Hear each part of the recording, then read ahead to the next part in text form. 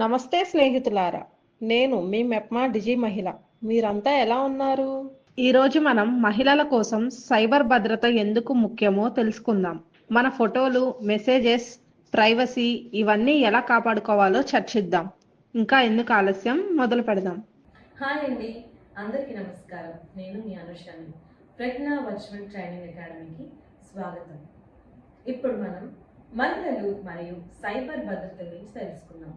ఈ రోజుల్లో చాలా మంది మహిళలు చదువు, ఉద్యోగం, వ్యాపారం లేదా స్నేహితులతో మాట్లాడడం కోసం ఇంటర్నెట్ వాడుతున్నారు.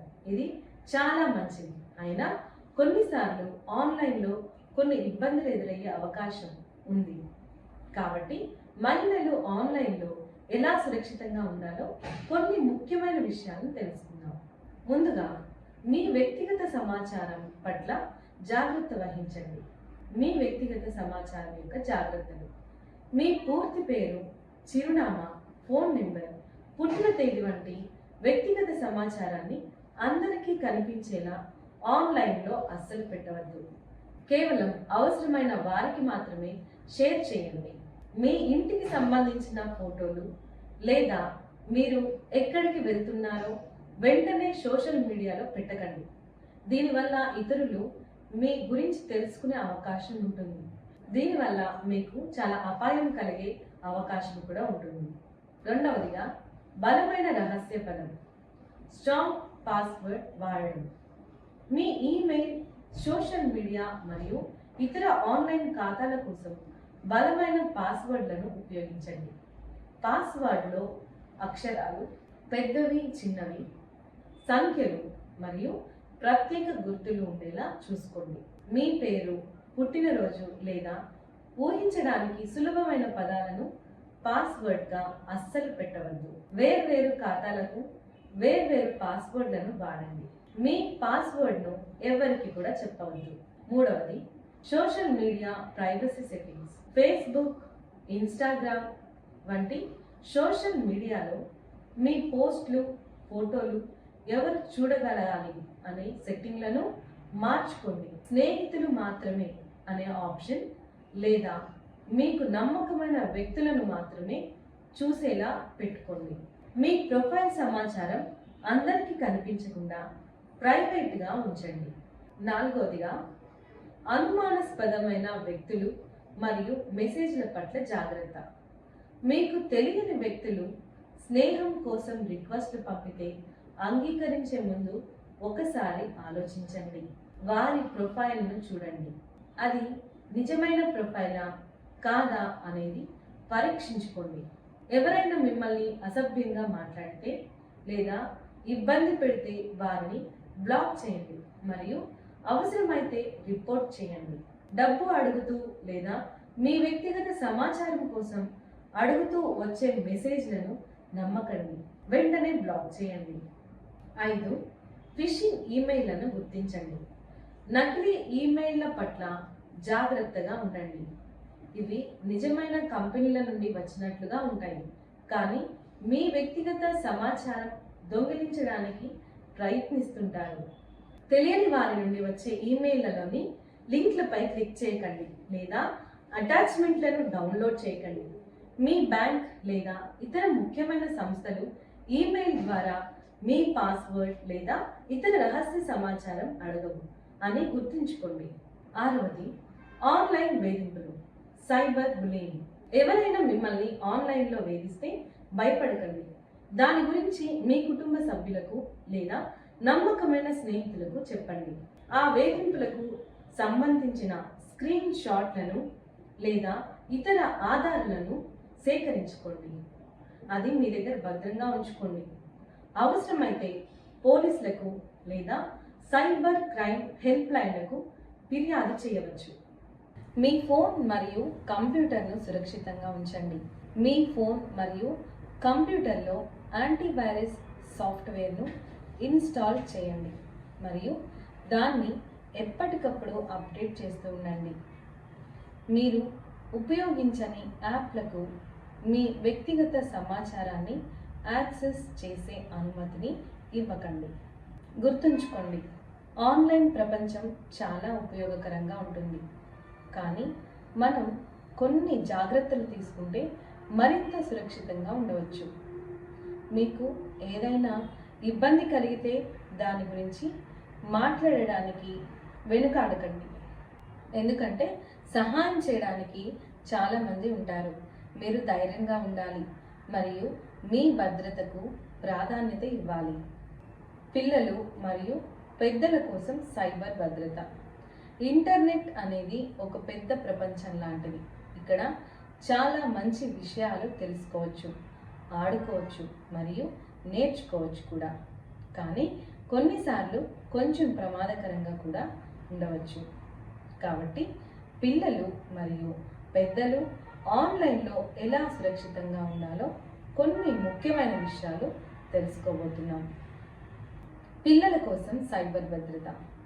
పిల్లలు మీరు ఆన్లైన్లో ఆడుకునేటప్పుడు లేదా ఏదైనా చూసేటప్పుడు ఈ విషయాలు గుర్తుంచుకోండి.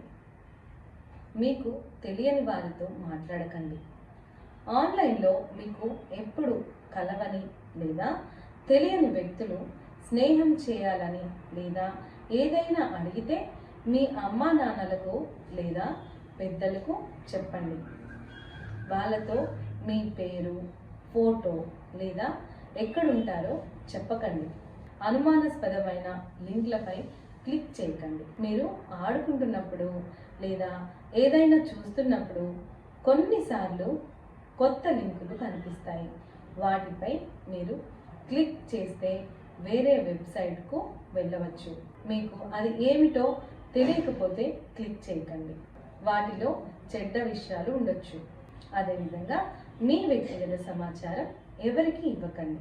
మీ పేరు, పాఠశాల పేరు, మీ అమ్మా నాన్నల ఫోన్ నెంబర్లు లేదా మీ ఇంటి చిరునామాను ఆన్లైన్లో ఎవరికి చెప్పకండి. అంతేకాకుండా మీరు చూసే వాటి గురించి పెద్దలకు కూడా చెప్పండి. మీకు ఆన్లైన్లో ఏదైనా భయానకంగా లేదా ఇబ్బందికరంగా చూస్తే వెంటనే మీ అమ్మా నాన్నలకు లేదా టీచర్కు చెప్పండి. భయపడకండి, వాళ్ళు మీకు సహాయం చేస్తారు. పాస్వర్డ్ను రహస్యంగా ఉంచండి.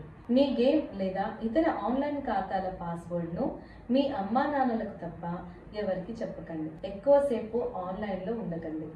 ఆటలు ఆడడం లేదా వీడియోలు చూడడం సరదాగానే ఉంటుంది, కానీ ఎక్కువసేపు ఆన్లైన్లో ఉండడం మంచిది కాదు. ఆడుకోవడానికి మరియు చదవడానికి కూడా సమయం కేటాయించండి. ఇప్పుడు మనం పెద్దల కోసం సైబర్ భద్రత గురించి తెలుసుకుందాం. అమ్మా నాన్నలు, తాతయ్యలు మరియు బామ్మలు, మీరు ఇంటర్నెట్ వాడుతున్నప్పుడు ఈ విషయాలు గుర్తుంచుకోండి. బలమైన పాస్వర్డ్ను వాడండి. మీ ఈమెయిల్ మరియు ఇతర ఆన్లైన్ ఖాతాల కోసం కష్టమైన పాస్వర్డ్లను ఉపయోగించండి. వాటిలో అక్షరాలు, సంఖ్యలు మరియు గుర్తులు ఉండేలా చూసుకోండి. మీ పాస్వర్డ్ను ఎవరికి చెప్పకండి. అనుమానాస్పదమైన ఈమెయిల్ల పట్ల జాగ్రత్త కలిగి ఉండండి. మీకు తెలియని వ్యక్తుల నుండి వచ్చే ఈమెయిల్లను నమ్మకండి. వాటిలో లింకులు లేదా అటాచ్మెంట్లపై క్లిక్ చేయకండి. డబ్బు అడుగుతూ లేదా మీ వ్యక్తిగత సమాచారం కోసం అడుగుతూ వచ్చే ఈమెయిల్ను పట్టించుకోకండి. నకిలీ వెబ్సైట్లను గుర్తించండి. కొన్నిసార్లు మోసగాళ్ళు నిజమైన బ్యాంకులు లేదా కంపెనీల లాగా నకిలీ వెబ్సైట్లను తయారు చేస్తారు. వెబ్సైట్ అడ్రస్ను జాగ్రత్తగా చూడండి. ఏదైనా తేడా ఉంటే మీ వ్యక్తిగత సమాచారం ఇవ్వకండి. సోషల్ మీడియాలో జాగ్రత్త. ఫేస్బుక్ లేదా వాట్సాప్లో మీకు తెలియని వ్యక్తుల నుండి వచ్చే స్నేహ అభ్యర్థనలను లేదా మెసేజ్లను అంగీకరించే ముందు జాగ్రత్తగా ఉండండి. 1-2 సార్లు చూసుకోండి. మీ వ్యక్తిగత విషయాలు అందరికీ కనిపించేలా పెట్టకండి. ఆన్లైన్ మోసాల పట్ల అప్రమత్తంగా ఉండండి. తక్కువ ధరకు వస్తువులు ఇస్తామని లేదా ఊహించని బహుమతులు గెలుస్తున్నారని వచ్చే మెసేజ్లను నమ్మకండి.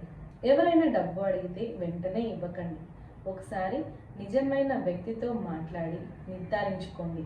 అంతేకాకుండా మీ సాఫ్ట్వేర్ను అప్డేట్ చేయడం మర్చిపోకండి.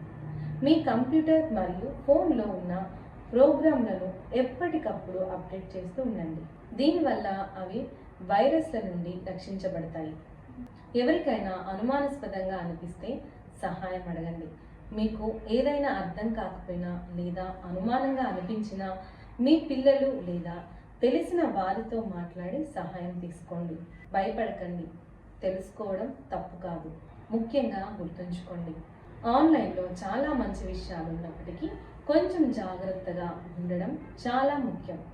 పిల్లలు పెద్దల సహాయం తీసుకోవాలి మరియు పెద్దలు అప్రమత్తంగా ఉండాలి.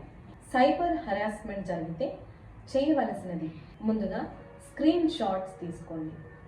వాట్సాప్ లేదా ఇన్స్టాగ్రామ్లో బ్లాక్ చేయండి. cybercrime.government.in లేదా 100 నెంబర్కి కాల్ చేయండి. ఎగ్జాంపుల్, ఒక మహిళకు వల్గర్ మెసేజ్లు వచ్చాయి. అవి రిపోర్ట్ చేయగా వ్యక్తి అరెస్ట్ అయ్యాడు. అదేవిధంగా మీకు ఏవైనా వల్గర్ మెసేజెస్ వస్తే ఖచ్చితంగా రిపోర్ట్ చేయండి. మీ అకౌంట్లకు స్ట్రాంగ్ పొడవైన పాస్వర్డ్లను పెట్టుకోండి. ఎప్పటికప్పుడు వాటిని మారుస్తుండడం మంచిది. మీ సామాజిక మాధ్యమ ఖాతాల్లో డేటా ప్రైవసీ సెట్టింగ్ను ఉపయోగించి ప్రైవేట్గా ఉంచుకోండి. ఉపయోగించని సమయంలో మీ కంప్యూటర్లు, మొబైల్ ఫోన్లను లాక్ చేయండి.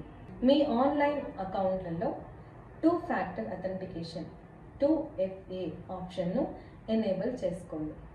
మొబైల్ అప్లికేషన్లను ఇన్స్టాల్ చేసేటప్పుడు కాల్స్, కాంట్రాక్ట్స్, మెసేజ్లు, మీడియా, లొకేషన్లకు యాక్సెస్ అనుమతించే ముందు ఒక్కసారి ఆలోచించండి. మీరు వెబ్సైట్కు బ్రౌజ్ చేయడానికి ముందు URLతో HTTPS అనేది ఉందో లేదో చెక్ చేసుకోండి. నగదు ఎవరికైనా పంపించినప్పుడే UPI పిన్ అవసరం. ఎవరి నుంచైనా డబ్బులను స్వీకరిస్తే ఆ పిన్ పర్సనల్ ఐడెంటిఫికేషన్ నెంబర్ అవసరం లేదని గుర్తుంచుకోండి. ఒకవేళ మీరు సైబర్ నేరగాల చేతిలో మోసపోతే ఏమాత్రం ఆలస్యం చేయకుండా ముందుగా మీ బ్యాంకుకు సమాచారం ఇవ్వాలి. సైబర్ సెల్కు ఫిర్యాదు చేయాలి. పోలీసులకు రిపోర్ట్ చేయాలి. అప్పుడే మీ డబ్బులు మీకు తిరిగి వచ్చే అవకాశం ఉంటుంది. ఫిర్యాదు ఇలా చేయండి. నేషనల్ సైబర్ క్రైమ్ పోర్టల్ కేంద్ర హోంశాఖ నిర్వహించే జాతీయ సైబర్ క్రైమ్ పోర్టల్లోకి వెళ్ళి ఫిర్యాదు చేయాలి. Cyber crime toll free number: cyber నేరాల బారిన పడ్డ బాధితులు 1930 టోల్ ఫ్రీ నెంబర్కు కాల్ చేసి ఫిర్యాదు చేయవచ్చు. అదేవిధంగా మీ సమీపంలోని సైబర్ క్రైమ్ పోలీస్ స్టేషన్ CCSలోనూ ఫిర్యాదు చేయవచ్చు. సైనింగ్ ఆఫ్, మీ అనుష. మహిళగా మనం ధైర్యంగా ఉండాలి. ఏ ఒత్తిడి వచ్చినా తప్పకుండా పోలీసులకు ఫిర్యాదు చేయాలి. ఇప్పుడు చివరి వీడియోలో సురక్షితమైన ఇంటర్నెట్ వాడకం గురించి తెలుసుకుందాం. ఇప్పుడు మనం నేర్చుకున్న టాపిక్ పై కొన్ని ప్రశ్నలను చూద్దాం.